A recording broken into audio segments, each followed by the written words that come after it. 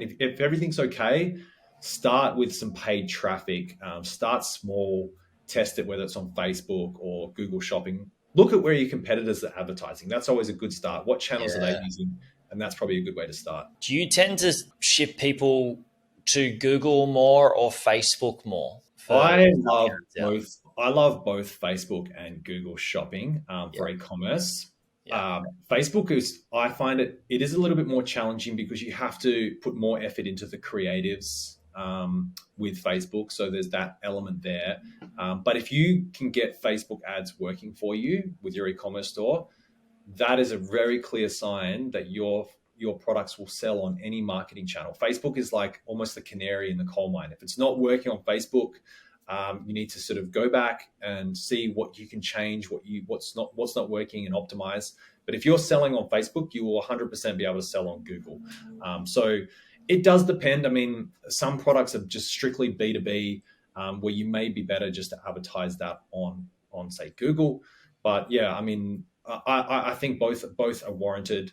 Google's going to cost you a little bit more sometimes, but yeah, it does depend. But I love them both, and if you do get Facebook working, if you can get that working, you're going to see good results across other marketing channels. Now, this next question is going to be a tough one because it's going to be depending on the business as well. But I'm talking about budget. Sometimes people might have $1,000 per month to start with, and sometimes they might have up to $3,000. I know that a lot of people actually at home here on the Gold Coast, and when I meet people, it's like, I want to start doing ads. I'm like, cool. How much money do you have to spend per month? And it's not usually more than the $3,000 per month range. And your options are limited because most of the best ad managers are charging, $2,000, $3,000 minimum to just manage the ads, and that's your ad budget gone. So for somebody that has around the $1,000 to $3,000 they might be able to test spending in budget, would you suggest them splitting it between Google and Facebook? And if so, what sort of split? Or would you suggest them going in on one of those platforms and getting more data on just the one platform before they move to another one? I personally, if I was in that situation, I would start with Google Shopping for e-commerce and testing that out. So they're becoming more automated. I think it's easier if you're sort of in that DIY, you've got $3,000 and you don't have the budget to pay someone $2,000 a month to manage it because you've got $2,000 for ad spend. Start with setting up a performance max campaign in Google Shopping. And be prepared a lot of people make the mistake, I'm just going to start running ads and I'm just going to start getting sales straight away. It can take time. Like, you have to be patient. You have to be willing to go, all right, I'm going to give this a proper go for at least 2 months. I'm going to continue to work on, improve on it each week. Look at the data, the information that's coming in. Look at are we getting sales? Are we targeting the right search terms? You could additionally, take a third of that budget and put it into like a Facebook remarketing campaign where you just set up a very simple product catalog. So remarket to anyone on Facebook who has visited the product page or added to cart but not completed a purchase. Yeah. But I think that's getting a little bit more complex at that point. It's not too complex, but if it's your first time, it can get a bit overwhelming. So I would start with Google Shopping. It's fairly easy to start up with, and it's going to get you good feedback straight away. Feedback, that's the key word, right? Like, people think, like you said, I'm just going to put some money into ads and I'm going to sell a lot more products. It's like somebody asked me last week, how much should I spend? And I asked them, how much have you got? And they said how much they had. And I said, look, you can spend that amount of money in 1 month, or you can spend that amount of money in 3 months. And let's just say it was $3,000. And it's like, you can do $3,000 of ad spend in 1 month, or you can do it in 3 months.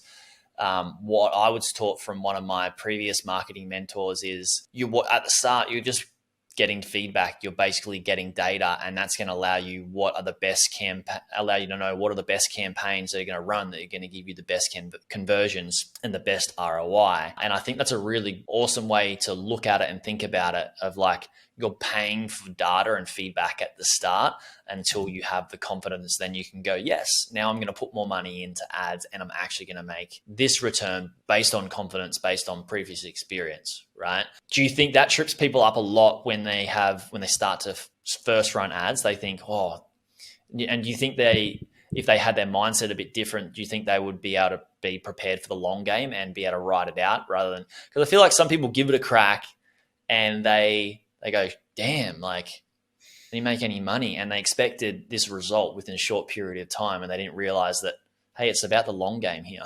Yeah, absolutely. I mean, I think, it's common to fall into that because, you see all the people, on social media, saying, hey, we ran this, we've got these amazing results. People just show you the really good results. They're not showing you the sort of the struggle behind that. You're only seeing the tip of the iceberg. So if you're starting off, yeah, absolutely. Go in with the mindset, whether it's you're starting with Google ads or Facebook ads. I'm going to give this a go for 2 months. I'm going to monitor it closely. I'm going to look, in the first week, did we get a couple of sales? Awesome. Where did they come from? How did that work? Try to study it. Look at all the information you have. Google Analytics, if it's your Shopify dashboard, if it's, Facebook and Google have their own performance dashboards as well. And then, what could we improve on, and just sort of making iterative improvements on a weekly basis. And don't fall into the mistake as well, like checking it daily. If it hasn't, changing it, chopping and changing every day, it's then hard to know what changes you made that actually made an improvement. So, if you can sort of give it, at least at the very minimum, a few days, check in on it, and then make some adjustments every week, and then see what's working. So, if it's your first time, you don't have too much experience, it's going to be hard to know what to change in terms of, what type of bidding should I be doing, like maximum conversions or targeting impression share and things like that. But basic rule of thumb with Google Shopping, just start with maximum conversions, and try to let it run for a while and get that feedback, and then make some changes.